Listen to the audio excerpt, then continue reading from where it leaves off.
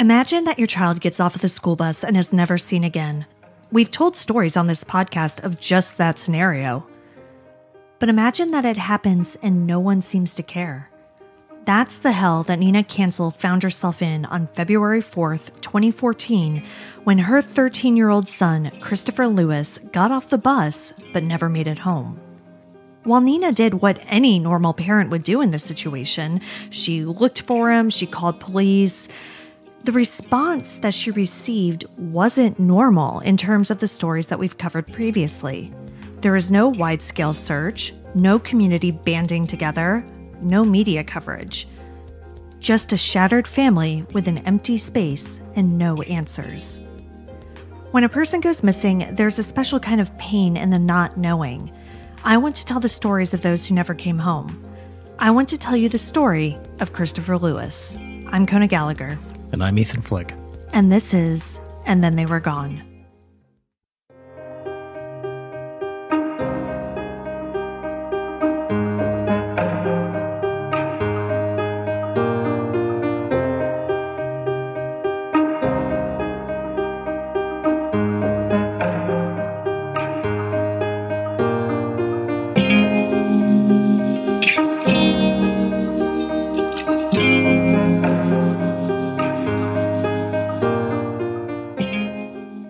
This is probably going to end up being a short episode because there simply isn't a lot to dig into regarding this case.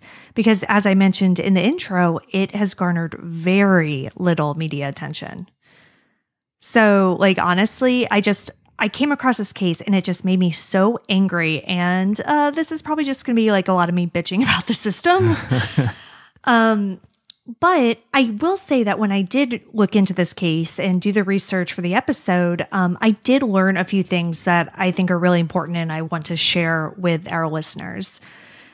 And plus, even if I don't have a ton of information around Kristopher Lewis and his disappearance, it's important to me to just say his name and at least get his story out there a little bit because he deserves to have people talking about him. Yeah, absolutely. I mean, and any type of coverage in a missing persons case, that's what you need to get the person home. So if we could help facilitate that, given what it sounds like there was lacking media coverage or any type of coverage, then by all means, let's do it. Yeah. Even if it's a short episode. Yeah, exactly. So let's get into it and talk about Kris. Kristopher Brian Lewis was born on July 20th, 2000 in Boston, Massachusetts to Nina Cancel, and he was the oldest of 4 siblings. Kris and his family lived in the Dorchester area of Boston, and Dorchester is Boston's largest neighborhood. It's where the Kennedys and the Wahlbergs are all from. Dorchester has seen shifting demographics and increasing crime throughout the years, but at the time of Kris's disappearance in 2014, crime in Boston in general was on a downswing. Kris seemed to be a pretty sensitive kid. He had a Facebook page, and his last 2 posts were from April of 2013. His last 2 public posts, I should say. I don't know, if he had any posts after that, but what I was able to see was in April 2013, just under a year before he disappeared. And they read, quote, "If I had a chance to be perfect, would you love me?" End quote. And life hurts. All you ask for is love. Some people just can't do it. They pretend to love, then put you out like trash, but yet tell you meant the world to them. End quote. So if those are quotes directly from him and not necessarily song lyrics from songs that I don't know, which is not surprising. Mm-hmm. That's showing signs of early depression. Yeah. So he's 12 at the time and he's writing things like that on Facebook. Also, what 12-year-old has a Facebook account? Oh, a lot of them. I mean, and especially back then before Facebook became super lame. And political. Well, yeah. And now kids don't want to have anything to do with Facebook because it's for old people. Yeah, right. What is it now? Instagram? Is that it? Oh, TikTok? I mean, I think more of TikTok. Okay. Yeah. It does give you a little bit of an insight, though, into what he was going through. I mean, but it is impossible to glean a whole lot from 2 posts 10 months absolutely. Yeah. before someone disappears. Right. Like maybe he was simply having a bad day, or, maybe there was something deeper going on. When I was researching this case, I found a Reddit thread in which someone who claims to have worked at the Lee School where Kris was a student said, quote, "I do remember that he wasn't very, quote, popular and was considered to have some behavioral issues, but he just wanted attention and to be accepted. He is, I hope, a really sweet kid," end quote. 12, 13 is a hard time. It's a sucky kind of time. Yeah. Middle school it's rough. is tough. I mean, it's the beginning of puberty. It's the beginning of trying to find yourself, finding your social circles. I mean, it can take you down some pretty dark avenues. Yeah, absolutely. This poster also said that Kris attended the after-school program at Lee, which makes sense with the timeline that his mother gave, which she said she expected him home at 5:30 that day. Because that was one of the things that was confusing to me when I was reading the very limited information was how late he was supposed to he was home. Coming home on the school bus, and she's like, I expected him home at 5:30, and I thought that seems like a lot of time. But yeah, so he was in an after-school program. On February 4th, 2014, Kris took the bus home, which dropped him off at the corner of Morton and West Selden. Nina later confirmed with the bus driver that Kristopher was definitely on the bus. Chris's best friend also confirms this and said that he and Kris got off at the same stop and walked about a block together. And then Chris's friend broke off and headed, to his own house, and he just assumed that Kris did the same. Because at that point, they were only about a block away from Chris's house. But Kristopher didn't walk that last block home. So 5:30 came and went, and Nina didn't see her son. By the time 6 o'clock rolled around, she started to get worried. She went out to look for him, but couldn't find any trace of the 13-year-old. Now, it's not clear exactly when she called the police and reported him missing. The earliest notice I could find about him on the internet was nearly 2 months later in April. But that certainly doesn't mean that she waited that long or anything. And usually, if something suspicious like that is going on, police mention that in statements and things. If they're like, oh yeah, this 13-year-old's missing, and by the way, the mother didn't report it for 2 months, I think that's going to come up. Oh yeah, I mean, absolutely, because that passes the liability off of them. Oh yeah, for sure. Having not responded for that long. Yeah. And so, I'm assuming that she, reported him missing that day or, the next day. And I think this is just more so a case of not getting any media attention, that it was just the first time anybody mentioned it was 2 months later. And they're like, oh yeah, Boston police are still looking for this 13-year-old. What's the cutoff age for an Amber Alert? So according to amberalert.ojp.gov, the criteria for an Amber Alert are that there's reasonable belief by law enforcement that an abduction has occurred. The law enforcement agency believes the child is in imminent danger of serious bodily injury or death.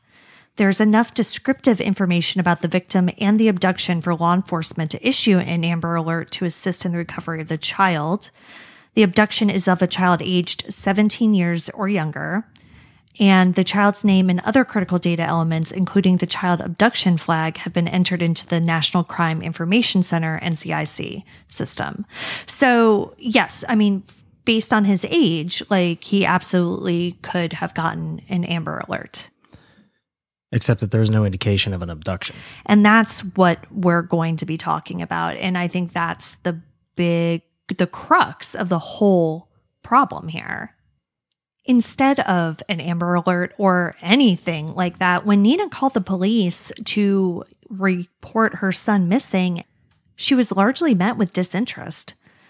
And now here is where possibly a major contradiction comes into play. According to Boston PD, Kristopher had run away before. This is even mentioned on his Charlie Project page, which says, quote, Kristopher has disappeared before and has been found in the Fields Corner area of Dorchester in the past, end quote. But Nina, his mother, vehemently denies that Kris has ever run away previously. She told Boston's Fox 25 in 2016, quote, Kris always came home. Kris always called me no matter what, end quote. So this is the first time I've heard of the specific guidelines on an Amber Alert only having to do with abductions. Yes. I'm kind of dumbfounded by its narrowing of a missing person to only a child abduction. Mm-hmm. Like a missing person, a missing child is a missing child. Yeah, whether that they, is my whole entire point. Whether with they this run episode. away or not, or get lost. Yeah, like why wouldn't you want to put that out to the public so that you've got more eyes looking for this person, whether they want to be found or not? Yeah. They're a child. Exactly. Like, who cares if a 13-year-old wants to be found? Yeah, the mere fact that they are underage should put them at a high-risk category, and the Amber Alert should be issued. Mm-hmm. I never heard the specifics narrowing it down to just an abduction. Yeah, I did actually know that. Like, and it's crazy. And so, I mean, and that's, I think, why we just run into these situations where, like, in a lot of the cases that we've covered, that Amber Alerts have not been a part of it, because there's just, questions over, like, what happened or when they went missing or who whatever. Who cares? I know. Yeah. But I think the goal is, from their point of view is, one, because you got to think about missing children, statistics in general. There are like hundreds of thousands of missing persons cases reported annually. The vast majority of those cases, like the person comes back home, right? Yeah, within a few days, right? And same thing with stranger abductions. So stranger abductions are exceedingly rare. There are only about something like 127 verified stranger abductions per year in this country. And so I think the idea behind this is to kind of narrow down this pool of possible Amber Alerts. Because if we're having Amber Alerts for like every single random missing quote unquote person or child, that people might become desensitized to them. This is like the antithesis of our childhood.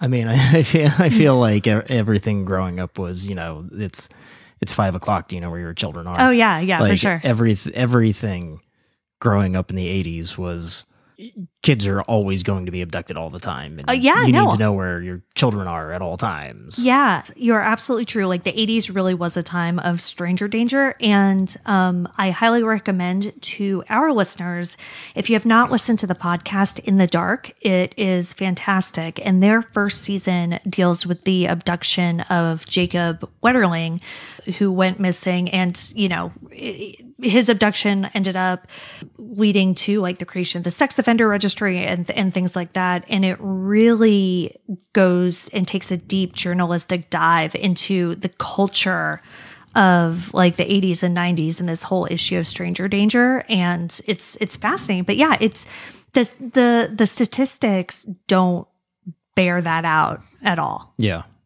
I mean, I understand that. I just don't, from a law enforcement perspective, it doesn't take any resources away from law enforcement to issue an Amber Alert. That's just, it's not, and okay, I kind of see your point of desensitizing the general public from, constant bombardments of Amber Alerts, but I don't know. It just, to me, I would err on the side of caution. Yeah, and issue them anyway. I think that, and again, we are going to kind of talk about this, but I think that there needs to be something, whether it's an Amber Alert or not. Or maybe create a different level of exactly a missing child alert. Mm-hmm. Yeah. Yeah, because like with the Amber Alert, they really like that's something where they want to have an idea of who it is, like look out for this car with this license plate, right. et cetera, et cetera. And when you don't have that information, maybe an Amber Alert isn't the right way to do it. But I mean, there has to be something. And I do know that there are other alerts that go out to law enforcement, not the public at large, but critical missing or missing juveniles or whatever. But I feel like some of those should probably go out to the public as well. Yeah, because like if the cops are like, oh, well, they're a runaway, who cares? Right. What difference does it make if you send that out to another jurisdiction? Yeah. Like the neighboring jurisdiction. It's probably going to be read the same way. And more likely than not, neighbors or friends or people that live in that community or the neighboring communities might see them. Right, exactly. As opposed to relying strictly on law enforcement. Yeah. So, I mean, to me, it would make sense that those level of alerts go out to public as well. Mm-hmm. I would agree. But yeah, none of this happened in this situation. And so now we're having this big disagreement between Nina and Boston police. They're saying he's run away previously, so he's a runaway. She's saying, no, he hasn't. Like, he definitely has not run away. Something is wrong. Even if he had run away before, who cares? Well, I know, and that's the thing. And even if he had, like, he was always found, obviously, because the police even said, like, he was always found in this, particular section of Dorchester. So when he's not found, that should maybe be a clue that something else is going on. Yeah, exactly. And yeah, so this is actually why I wanted to cover this, because it's the part that made my blood boil.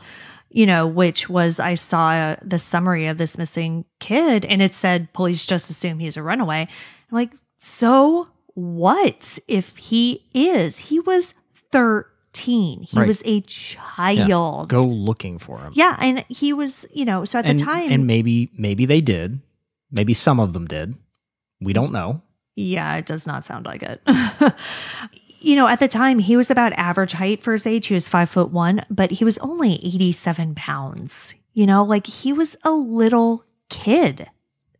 Whether or not he, decided not to go home or he fell victim to foul play, like he needed someone to be looking for him.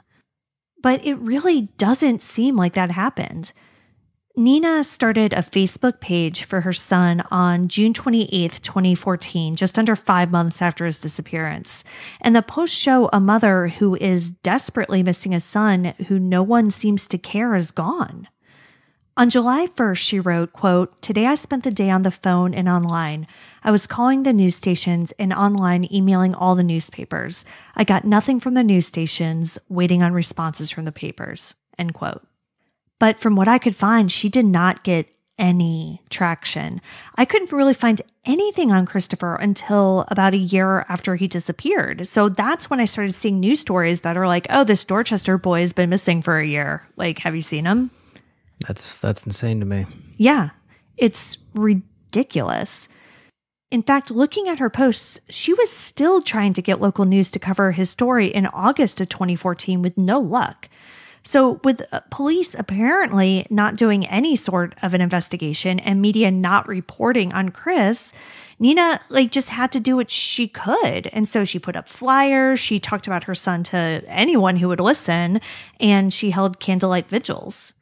She contacted her friends, she contacted his friends, she contacted family members, but no one in Kristopher's life heard a word from the boy after February 4th, 2014. Where's Chris's dad?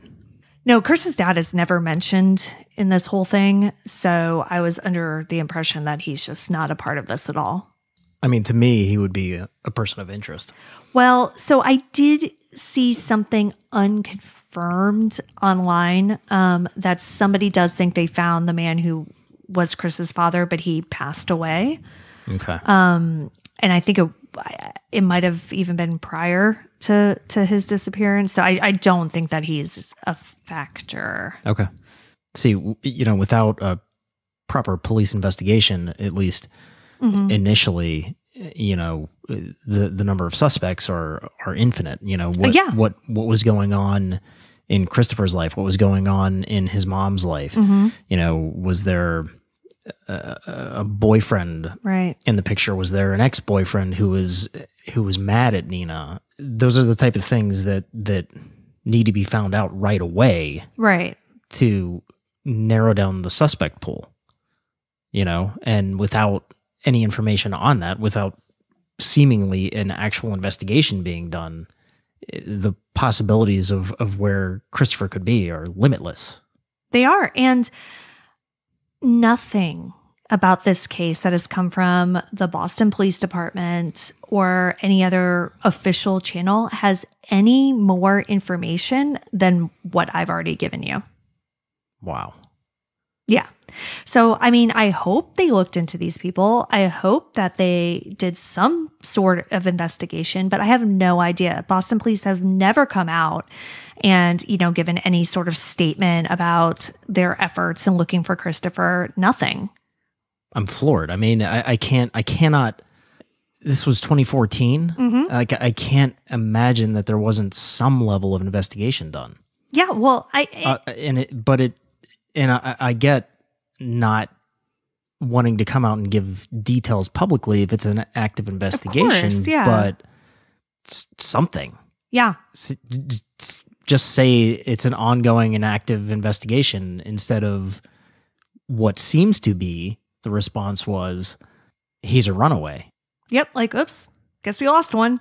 Like, I mean, yeah, it's amazing. And one of the links that I have on our blog is from the Boston Police Department. And it's just like this little notice, like missing Dorchester, 13-year-old, last seen wearing, Nikes and a shirt. Like, it's nothing.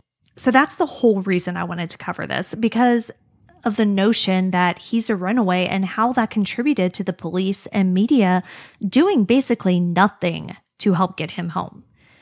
So while we don't have a lot more information about Kristopher, I did want to take this opportunity to talk a little more about the larger issues, which are that of runaways and missing people of color. NCMEC defines an endangered runaway as a child under the age of 18 who is missing on his or her own accord and whose whereabouts are unknown to their parent or legal guardian. In 2019, 91% of cases reported to NCMEC fell into this category. But it's important to note that NCMEC has actually stopped distinguishing between the type of missing kid because at the end of the day, they're missing kids and they need to be found. Yeah, exactly. Yeah. Robert Lowery, vice president of the Missing Child Division at NCMEC, told CNN in 2019, quote, "Frankly, we were dealing with a desensitized public and media when we did that. So now if you check our website, our children are just listed as missing child," end quote. That CNN article that I just mentioned is all about the disparity between police and media reactions between Black and white missing children. In 2018, the National Crime Information Center, or NCIC, said that 37% of the missing children in their database were Black, despite Black children only making up 14% of the U.S. population. Yet a 2015 study showed that while Black children accounted for about 35% of missing children, they only received about 7% of media references. But this isn't only a media problem. There are other factors that contribute to the general public not hearing about Black missing kids as much as we hear about white missing kids. One is the inherent distrust between the Black community and police. Natalie Wilson, co-founder of the Black and Missing Foundation, told CNN that this distrust contributes to a, quote, silent code of no snitching, end quote, which can prevent a proper response from law enforcement. This is also a factor in Latino communities where missing children can be underreported because families who have undocumented members are fearful of being deported. So, we just have the society where there's such a distrust and such a fear among, of police that when it comes to having the police do the thing that they're supposed to be doing. Like, they're too afraid to call them. The issue all comes down to the type of policing that exists in America today, that it's not community oriented. Mm-hmm. If you have community oriented policing, if you have cops that are out of their cars, that are getting to know the community, they're building that trust. They're realizing, okay, there's undocumented workers, undocumented people living there, but who cares? That's not an issue for the beat cop. They're a good family. If you have community-oriented policing, then that trust gets rebuilt, and then these issues become moot. Mm-hmm. Another factor that feeds into this is families not having the means to help supplement a police investigation. And this was interesting to me. So, like, they may not be able to hire a private investigator or take off work to help with search efforts. And I do find that really interesting because, in a lot of the stories we cover, like, that's exactly what these parents are doing. And, if you can't do that, then your child is automatically, not getting the level that these other children are getting. Right. But part of that also falls back to law enforcement. Look, I understand any level of community. The police may not have the resources to devote time and money to missing persons cases, missing children's cases. But the reality is these people need a voice. Absolutely. And it should come from law enforcement. Right. Parents shouldn't have to hire private investigators when their children go missing. Yes. When somebody goes missing, children specifically, law enforcement should be the one spearheading not only the investigation, but the media coverage. That should be law enforcement's job. Well, and you know what that just reminded me of? The Watts family documentary on Netflix. Remember when she went missing and police were out in the streets, like stopping cars with flyers. They were going door to door with flyers. Exactly. I mean, yeah, and I get that you can't do that within every single case, but I mean, something. Something, though. I mean, hold a press conference. Yeah. Assign some detective to spearhead the investigation into a missing persons. Hey, guess what? If they come back in 24 hours, okay. Yeah. You file the report. Yeah. Or, hey, guess what? We've got a happy ending. Like, yay, feel good media story. Yeah. And you want to boost your image in the community as a police department. If that happens, great. Put that out there too. Yeah, you look like you're doing a great job. Yeah, exactly. Don't ignore a missing kid. Another issue that influences this whole thing goes back to a child being classified as a runaway. Studies show that Black children are overrepresented in foster care, and a significant number of missing children have gone missing from foster care. And law enforcement is often quick to classify a non-white child as a runaway without having all the details. Nancy Wilson says in that same CNN article, quote, because those kids are considered to have voluntarily left home, Amber Alerts aren't sent out about them and they typically aren't covered in the news, end quote. I was a social worker before I went into law enforcement. And I'm not saying I advocate for kids to run away, but I certainly understand why the system and seeing the conditions that some of these kids were in while they were in foster care. I can certainly understand the mindset of a 12, a 13-year-old who has been living that way in the system with really no hope of finding the quote-unquote forever family and what it does to them. I've seen it firsthand. I don't care whether they ran away. Right. They still need somebody missing. Caring for them and caring about them. And okay, maybe not bringing them back home there. Maybe not to that foster home, right? yeah, or but doing something. Somebody needs to just keep track of these kids, right. And from the perspective of a caseworker who worked with CYS, that's also next to impossible for their caseworker to lead that charge, because typically they will have 30 or 40 cases, depending on the area, the jurisdiction, and they are responsible for those kids as well. So for them to take up the mantle of leading the investigation of a missing child, yeah, that can't be up to them. They also don't have the authority to do that. So it really falls to law enforcement to spearhead that in conjunction with the social worker, with the families. But it's law enforcement that can call press conferences, that can get the media attention, that can get the attention of the neighborhoods. And they need to. I mean, again, so what happened in this case was that he was immediately written off as a runaway. Never mind that 77% of endangered runaways are aged 15 to 17, and Kristopher was only 13. And never mind the fact that he was literally on his way home from school. And never mind the fact that if he did indeed run away previously, as police contend, he was found quickly. They still wrote him off.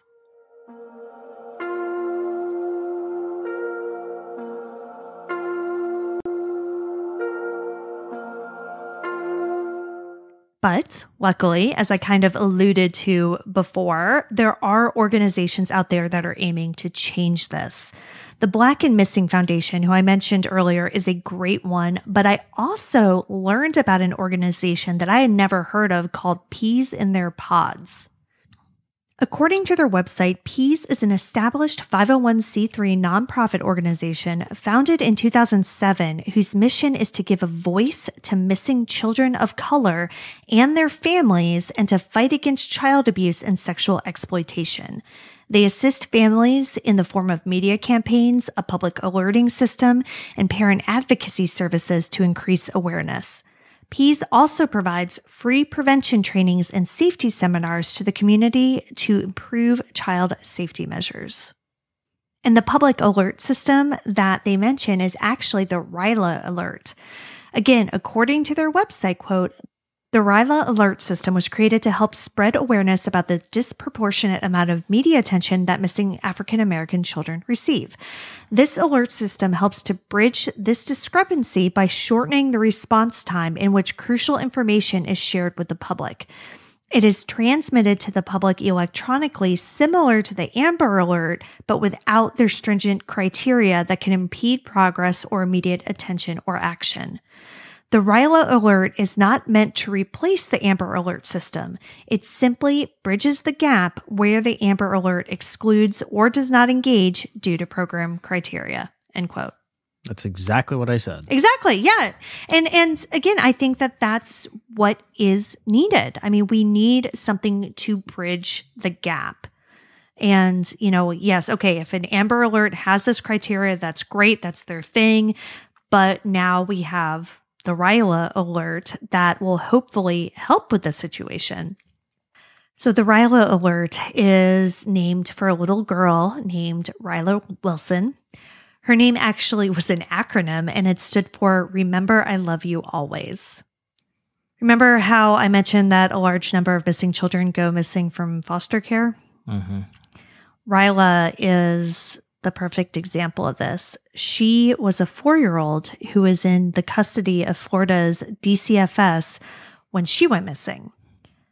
That in and of itself is obviously tragic, but it was 2 years before anyone in the organization noticed she was gone. How does that happen? I don't know. I mean, that is a failure of their children youth service on every level. Every imaginable level. And I mean, it's bad enough that they're saying that this 13-year-old Kristopher Lewis ran away from home and just went off to start a new life and we don't need to worry about him. But Ryla was 4. So she was in the system, so she had to have a social worker. Yeah. How was she not checked in on? I don't know, but it took 2 years for anybody in DCFS to realize she was gone. I mean, there are laws in place where that social worker can go to jail. There are mandated reporting, mandated visits that have to be documented. Right. And if they're found to be falsified or they don't happen, those social workers go to jail. I know this because that's part of the red tape of the job. Right. How does that happen? 2 years. 2 years. A 4-year-old. I know this is getting to be a very stressful episode. And, I'm sorry, but I just think that this is so important.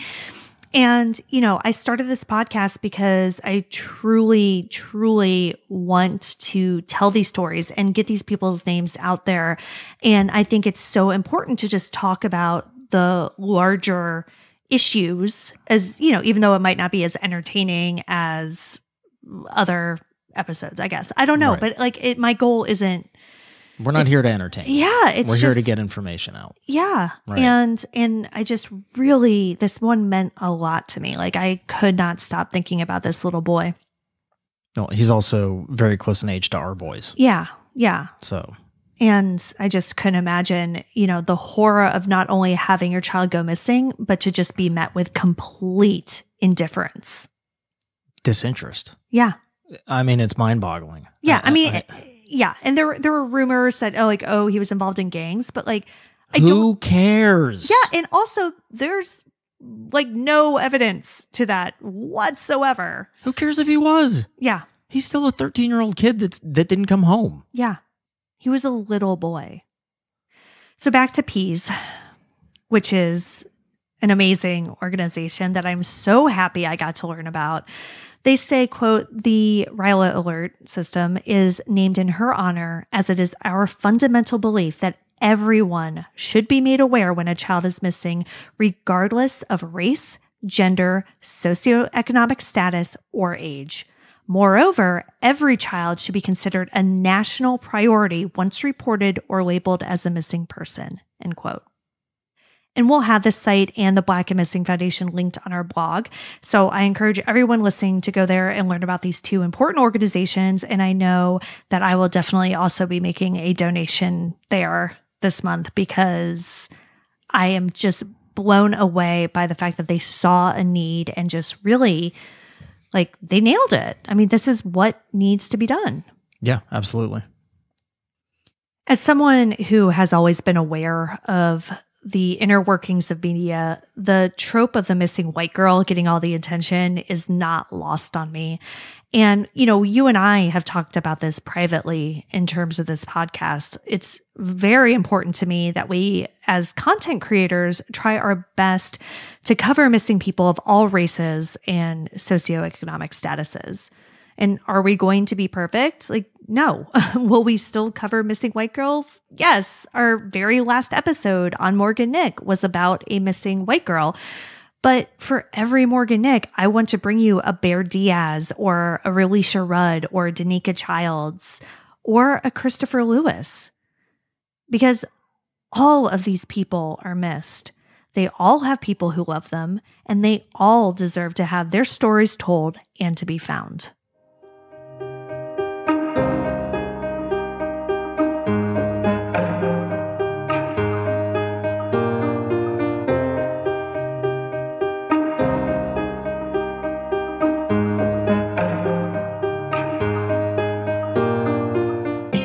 Kristopher Brian Lewis has been missing since February 4th, 2014. At the time of his disappearance, he was 13 years old, 5'1", and 87 pounds. Kristopher is biracial, Black and Hispanic, and he has brown hair and brown eyes. He wears glasses and has a scar on his bottom lip and a scar through his left eyebrow. He would be 20 years old today. If you have any information about Kris's disappearance, please contact the Boston Police Department at 617-343-4687. Or you can contact NCMEC at 1-800-THE-LOST. You can see all of the sources for this episode along with photos and videos on our website, andthentheyweregone.com. And be sure to follow us on social, and Then They Were Gone Pod on Facebook and at ATTWG Pod on Instagram and Twitter. If you like what we're doing, please subscribe and consider leaving a 5-star review on Apple Podcasts. It will help new listeners find us. And the more people that listen, the more chances we have of bringing someone home. And we want to hear from you. You can also leave us a message at the link in the show notes, and we may play it on a future episode. We'll see you here next week for a brand new episode. See you next week. And Then They Were Gone is hosted by Kona Gallagher and Ethan Flick. All research, writing, and editing is done by Kona Gallagher. Theme music is The Stork by Ketsa. Additional music is provided by Kai Engel. And Then They Were Gone is a Little Monster production. Hey, you get